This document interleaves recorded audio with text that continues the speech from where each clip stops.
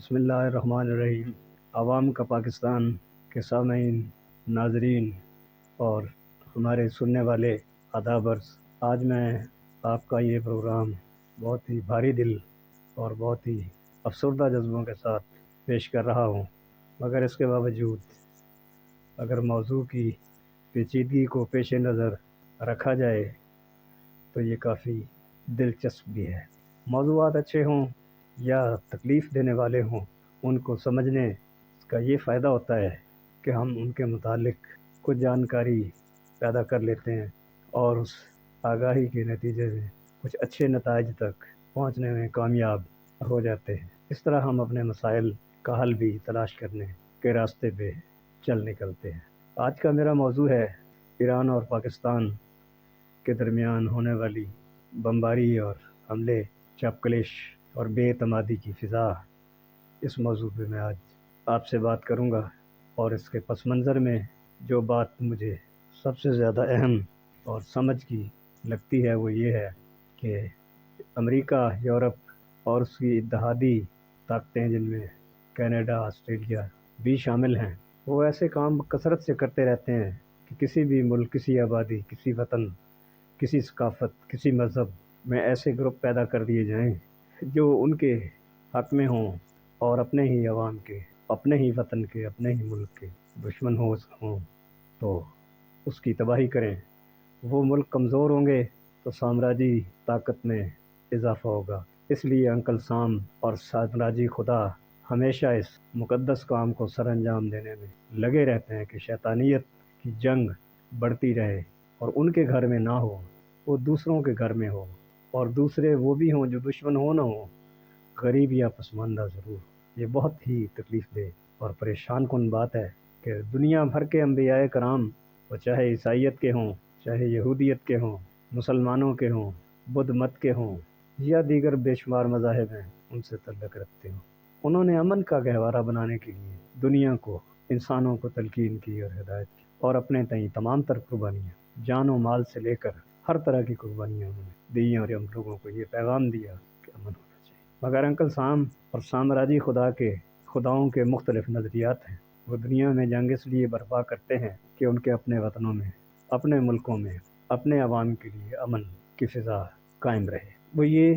آسانی سے اس لیے کر سکتے ہیں کہ انہوں نے ایسے نظام بنائے جس میں دنیا کی لوٹ کھسوٹ کی، مختلف علاقوں میں نو آبادیات اور آبادیات کا کلونیلزم اور نیو کلونیلزم کا اہتمام کیا، جس کی وجہ سے وہاں کے خام مال سے لے کر انسانوں کی سمگلنگ یا غلاموں کی سمگلنگ تک کا کاروبار کیا، اور اتنے امیر ہو گئے، طاقتور ہو گئے۔ برطانیہ کی آج جو مادی حیثیت ہے، جو دولت کا شمار ہے، اس میں ہندوستان یا بر صغیر کے کتنے مالیت اس میں شامل ہے، اس کے بھی اندازے اب تو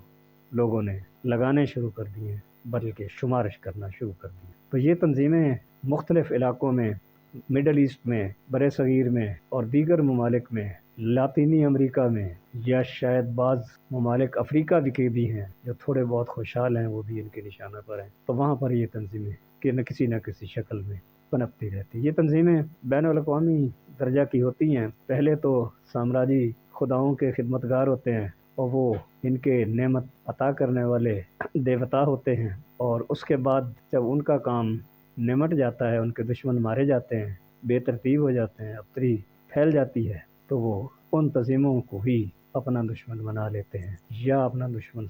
ثابت کر دیتے ہیں اور انہی کو مارنا شروع کر دیتے ہیں۔ بدقسمتی سے اس کسی بھی صورتحال میں ایک نتیجہ جو ہے وہ بہت ہی برا ہے، اور وہ سامراجیوں کے لیے بھی، پسماندہ ملکوں کے لیے بھی، اور جن ملکوں میں یہ تنظیمیں پیدا کی جاتی ان کے لیے بھی تباہی کا باعث، اور وہ یہ ہے کہ دہشت گرد تنظیمیں ایسے ماحول میں اپنی تعداد بہت زیادہ بڑھاتی ہیں، ان کا شمار لا تعداد ہوتا چلا جاتا ہے، گلی گلی سے لے کر گاؤں گاؤں تک جو ہے دہشت گرد تنظیمیں مختلف ناموں اور پہچانوں کے ساتھ کام کرتی۔ ایران اور پاکستان کی جنگ کے پیچھے جو بنیادی مسئلہ ہے وہ یہ ہے کہ اس ماہ کی ابتدا میں کرمان، ایران کا ایک علاقہ ہے جس پر حملہ ہوا، اور اس میں 84 انسان تلف ہوئے۔ وہ ایرانی تھے یا جو بھی تھے، مسلمان تھے یا عیسائی تھے، کسی کے نام پہ، منہ پہ کچھ نہیں لکھا ہوا کہ کوئی یہودی تھا یا عیسائی تھا یا مسلمان تھا، مگر انسان ہونا ہی سب سے بڑی سعادت اور سب سے بڑی قدر ہوتی ہے۔ ایرانیوں کو اس بات کی رنجش تھی اور انہوں نے پاکستان میں بلوچستان میں مرکوز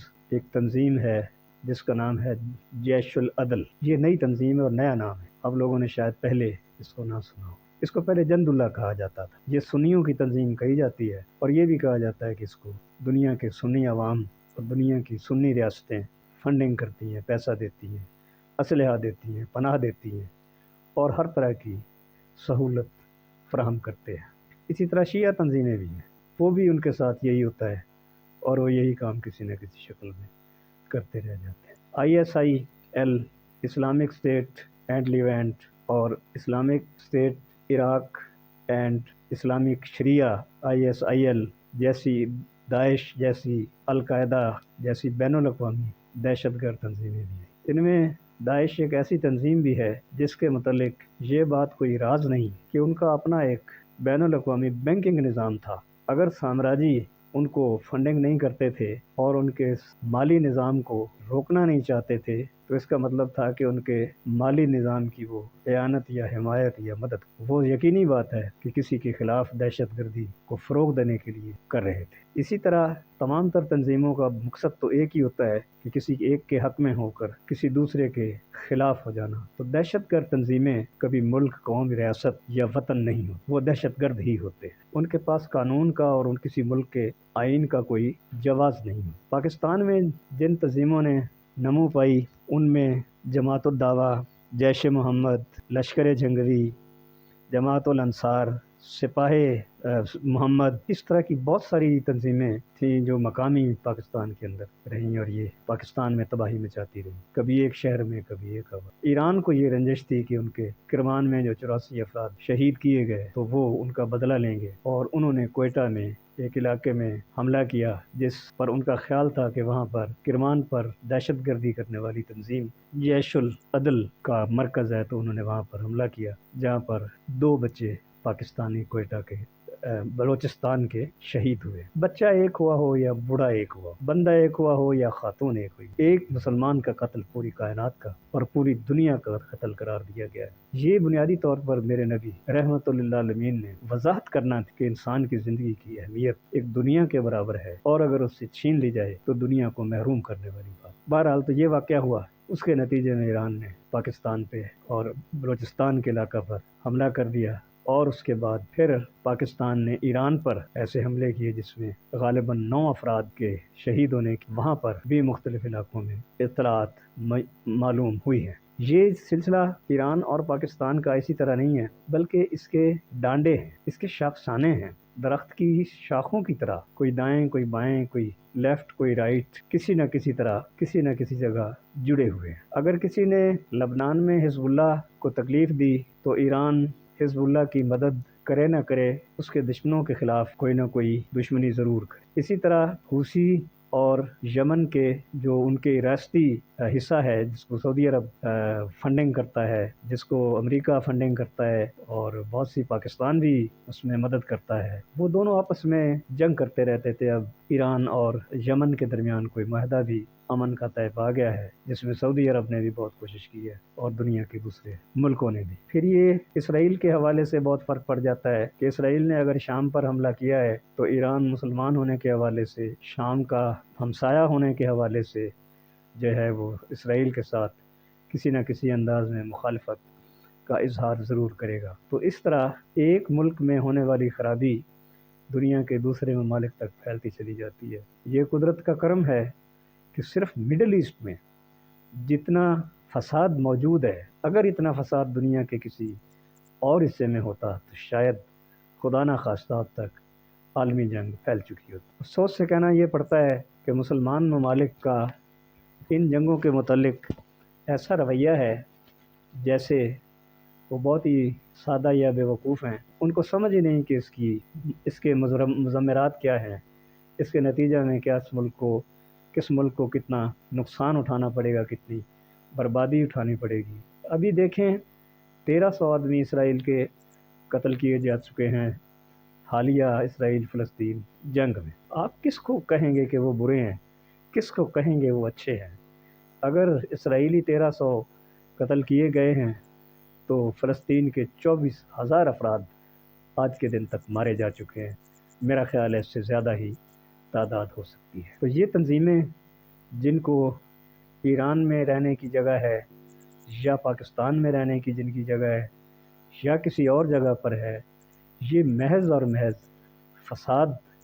اور فتنہ کا باعث ہوتے ہیں، جنگ کا باعث ہوتے ہیں، آپس میں لوگوں کی بے اعتمادی کی بنیاد گھڑتے ہیں، کوئی ایسا سٹنٹ اور شعبدہ بازی کا مظاہرہ کرتے ہیں کہ لوگ ان کی باتوں میں آ جاتے ہیں اور نقصان اٹھاتے ہیں، اور ایسا ہی نقصان اٹھاتے ہیں جیسے ایران میں 84 افراد ایک ہی وقت میں مارے گئے۔ جیسے پاکستان اور ایران تو اسلامی ممالک کہلاتے ہیں۔ اسلامی ممالک کا ہونے کا مقصد یہ تو ہے ہی کہ وہاں پر غالب لوگ، مسلمانوں کی تعداد زیادہ تر مسلمانوں کی ہے، پاکستان میں بھی ایسا ہے، لیکن اسلامی ملک ہونے کی ایک اور وجہ بھی ہے کہ پاکستان اسلامک ریپبلک ہے اور ایران بھی ایک مذہبی اسلامی ریاست ہے۔ تو اس برادری کے باوجود، سب کچھ جو ہے ہونے کے باوجود، یہ دشمنی اور یہ نفرت، اس کا کوئی جواز نہیں بنتا ماں سوائے اس کے کہ یہ دہشت گرد تنظیموں کی لگائی ہوئی آگ ہے۔ پاکستان کے لیے جو سب سے اہم بات ہے وہ ایران اگر پاکستان پر حملہ کرتا ہے تو پھر ہندوستان سے باخبر رہنے کی ضرورت ہے۔ ایران اور ہندوستان کے تعلقات پاکستان اور ایران سے زیادہ بہتر ہیں۔ اس کی وجہ یہ ہے، بڑی آسان سی وجہ ہے، ایران میں سے بہت سے لوگ ہجرت کر کے ہندوستان میں آباد ہوئے۔ اس کو سب کانٹیننٹ یا بر صغیر کہا جاتا تھا۔ پاکستان اور انڈیا اس وقت تقسیم ہند کے نتیجے میں وجود میں نہیں آئے تھے، تو وہاں سے جو لوگ ہجرت کر کے آتے تھے وہ زیادہ تر بمبئی، کلکتہ جیسے تاجروں کے مراکز میں اپنے کاروبار کرتے تھے، اور آج بھی ان کی آبادیاں وہاں پر موجود ہیں۔ خاص طور سے ایرانی مذہب زرتشت کے لوگوں کو جب ایران میں تختہ مشق بنایا گیا، ان کو اذیتیں دی گئیں، قتل و غارت کی گئی، تو وہ لوگ ہجرت کر کے ہندوستان کی طرف لوٹے، اور چونکہ کاروباری لوگ تھے وہ بنیادی طور پہ، تو وہ کاروباری مراکز کی طرف زیادہ تر گئے، جن میں کراچی، بمبئی، کلکتہ اور یہ علاقے تھے۔ اور اس کا ایک اور وجہ بھی تھی کہ ایران سے وہ پانی کے راستے سے زیادہ تر انہوں نے ٹریول کیا، اور یہ سارے راستے ان کو پانی سمندر کے کنارے یعنی بحیرہ ہند کے کنارے پر ملتے گئے اور وہ آباد ہوتے گئے۔ تو جب بھی ایران اور پاکستان کے درمیان جنگ کی فضا پیدا ہوگی تو ہندوستان پاکستان کے خلاف کوئی نہ کوئی فائدہ اٹھا بھی سکتا ہے، کہا جا سکتا ہے۔ اسی طرح اگر ایران کی بجائے ہندوستان پاکستان پر حملہ کرتا ہے تو ایران ہو سکتا ہے پاکستان کی کوئی حمایت نہ کرے، بلکہ در پردہ ہندوستان کی کوئی نہ کوئی حمایت کر رہا ہو۔ میں آپ کو ایک ذاتی